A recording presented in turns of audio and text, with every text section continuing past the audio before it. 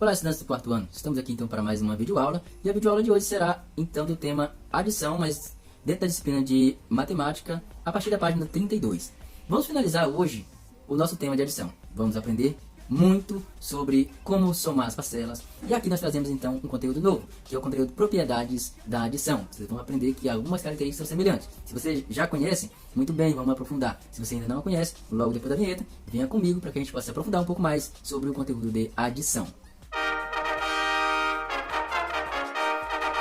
Muito bem, estamos aqui com uma página 32 aberta, e a partir da página 32 a gente pode ver que um conteúdo novo se insere dentro do conteúdo de adição, que é a propriedade da adição.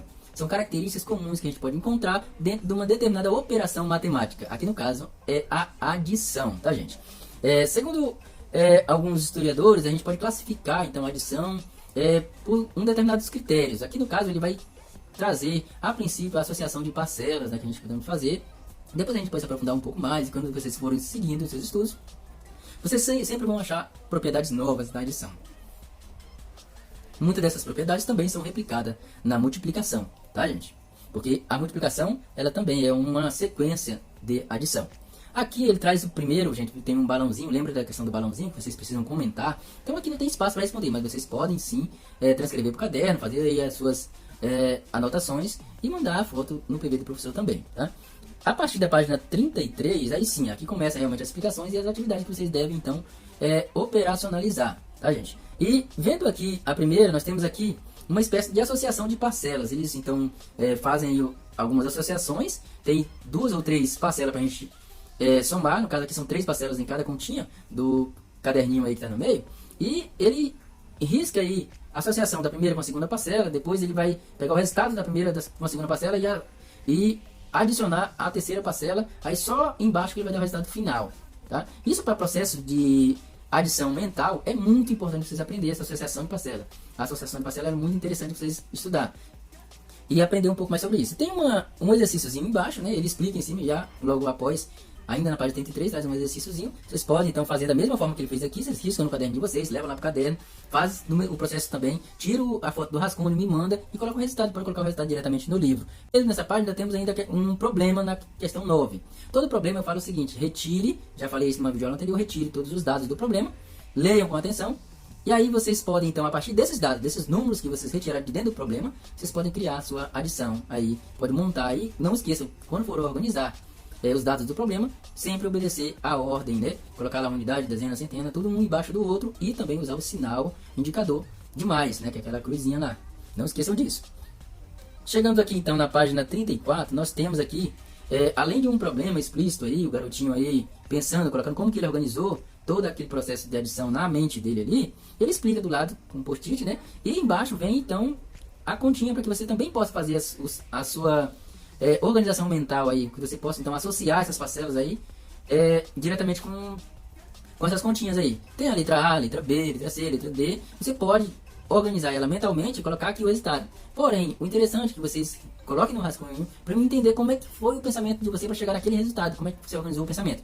Provavelmente numa dessas nossos encontros virtuais aí que a gente tem toda semana, nós podemos então revisar e aprofundar um pouco mais nessa questão aqui. A questão 11, gente, ela traz aqui na questão 11 algumas características que vocês possam calcular. Aí ele trazendo ali aquela primeira proposição, ele trouxe um determinado espaço que ele não colocou nenhum número, colocou uma letra A ali.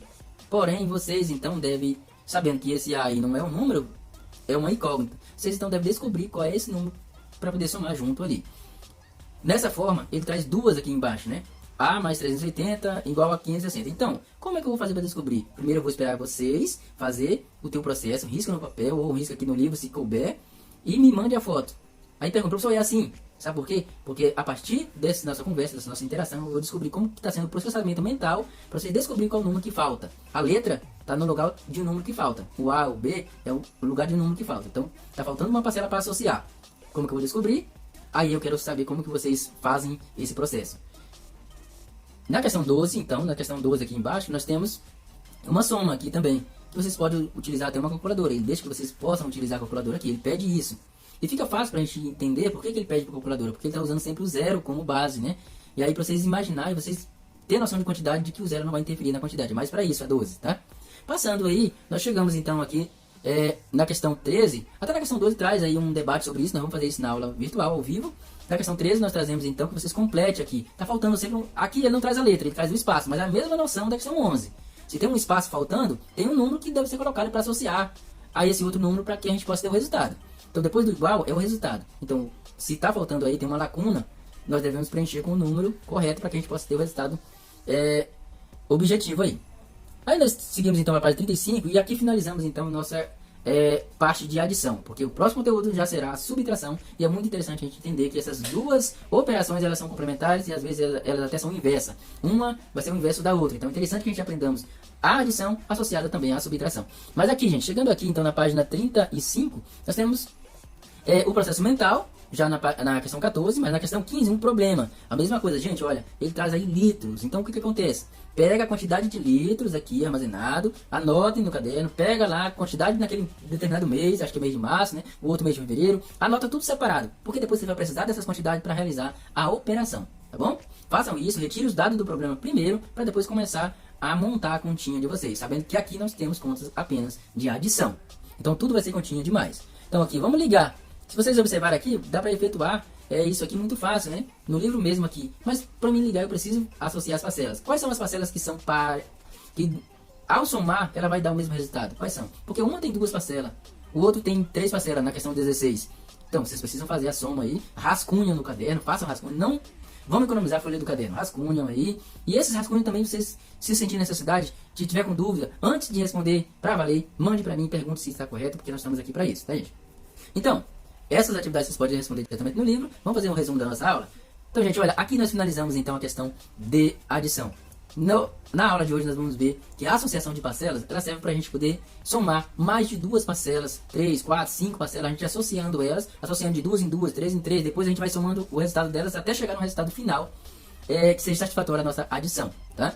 Todas essas questões que vem aqui, elas trazem mais ou menos esse conceito final, de que nós devemos associando parcelas, ou seja, colocando uma parcela após a outra, ou somando de 2 em 2, associando uma a outra ali, para que a gente possa chegar no resultado final. Se vocês ainda persistirem a dúvida, pode entrar no PV do professor a qualquer momento. Mas, no mais, eu fico esperando que vocês façam a devolutiva de todas essas atividades, e o professor Ibanez vai ficando por aqui.